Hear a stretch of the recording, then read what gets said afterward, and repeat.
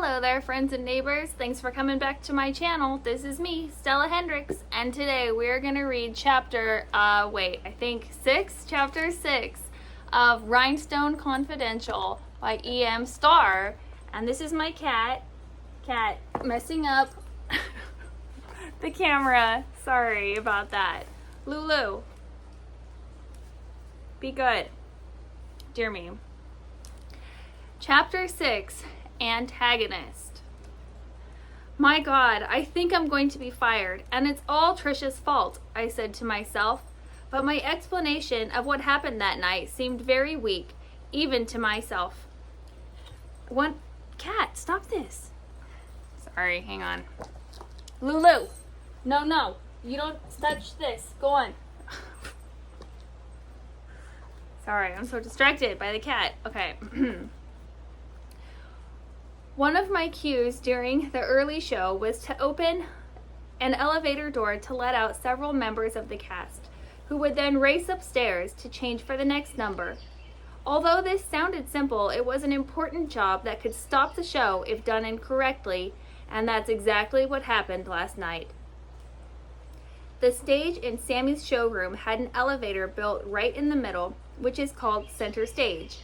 The elevator could be raised from the stage where a performer or several performers could load into it, and then the elevator would be lowered down below the stage where the door opened up to the hallway just outside the wardrobe room. The elevator was controlled by the stage tech working the stage right position. Stage directions are written from the perspective of the actor while standing on stage facing the audience. So stage right is to the right of the actor and stage left is to the left of the actor. There was always one or two stage techs assigned to each side of the stage, and the stage right position number 1 was run by the most experienced stage tech, as controlling the elevator required precision. Normally we would only trust a crew member in opening the door, I was told during training. Be very certain to never open the door before it comes to a complete stop. If you open it too soon, the top of the elevator will be raised from the stage, creating a trip hazard. It could be disastrous. For the last few weeks, I had been successfully pulling open the accordion door for this very serious cue to let out a large group of performers who had ridden the elevator down. On this fateful night, I watched as the elevator slowly lowered. I could see the cast inside, impatiently waiting for the door to open so they could charge out like a herd of elephants. Or I guess I should say gazelles, since they're more graceful, and we're talking about dancers here. Trisha was positioned to sprint, wringing her hands and looking even more anxious than usual, pleading with her eyes for me to open the door as quickly as possible. She was intent on getting upstage to the stage area where her preset was waiting for her to make a quick change with my help into the solo number to Good Golly Miss Molly. She needed to change from tan shoes to black and into her pink sequined dress. She had maybe 1 or 2 minutes to change, or was it 30 seconds? I don't know exactly how long she had to change, as I had never timed it. I only knew it was a very short time. Much less than most of my quick change cues. The combination of an extremely fast change and Trisha being a nervous performer was unfortunate for me. If you would just hold still, I thought to myself. I assisted her with the change, trying to help her into her costume as she wriggled and squirmed. It was like trying to dress a toddler, making it more difficult to assist her than if she had just relaxed and let me do my job. If we do it the same way every night, it will be smoother, I tried to tell her. But she ran off through the side curtain to make her entrance, and my words landed in the empty air. I dreaded this cue, as I absorbed her stress and had to force myself to remain calm to get her on stage on time. A quick change, also called a fast change, between a performer and a dresser is choreographed just like a performance. Each move is done precisely in the same way every time. If the dancer usually holds her right out arm for me to pull on the sleeve, it will throw everything off if she holds out her left arm first when I'm poised and waiting for her right. And that was the problem with Trisha. She was so stressed that she would not make it on stage for her entrance in time that she made it much harder than it needed to be. In actuality, Trisha was a beautiful, talented dancer. If she would have just calmed down and not been so frantic, her life, and mine, would have been easier. I knew the second I opened the door I had made a colossal mistake. The elevator was not all the way to the bottom, and instantly the squawk box mounted to the wall next to the elevator came alive. "Shut the fucking door!" the stage right operator screamed.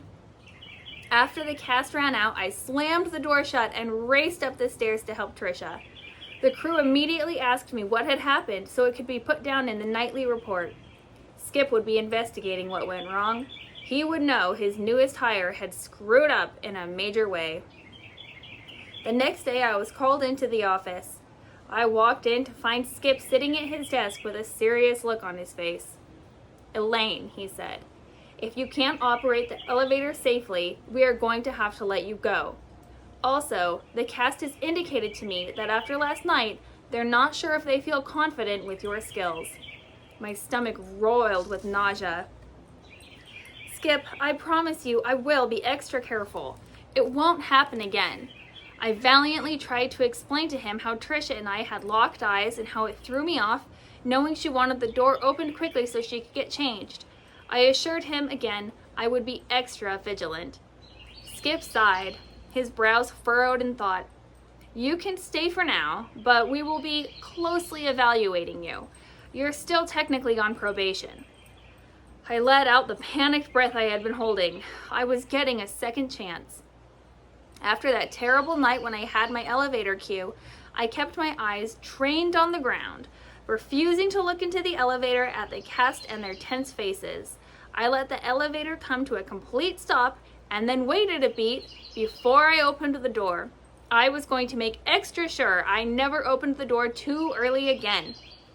I could feel the tension between me and the cast like a heavy fog in the air, and I didn't know how I could fix it except to keep a smile on my face and do my job with precision. Then one night, a few weeks later, when I was in the girls' dressing area, I saw written in lipstick on the mirror, "Thank you, Elaine, for fixing my tights so perfectly." My heart instantly warmed, and I wished Skip could see it. I realized he would never be in this area to see my compliment, so I asked him to come backstage after the show was over. After reading the red lipstick message, Skip nodded at me. "You're going to be fine. Keep up the good work." I then received even more good news. Trisha was leaving the show. Her replacement couldn't have been more different. This new dancer was someone who I still hold in the highest regard, and I am very thankful she came into my life. Also, there's a picture here. The elevator door tightly shut with Shannon O'Keefe waiting inside, waiting to be raised to the stage.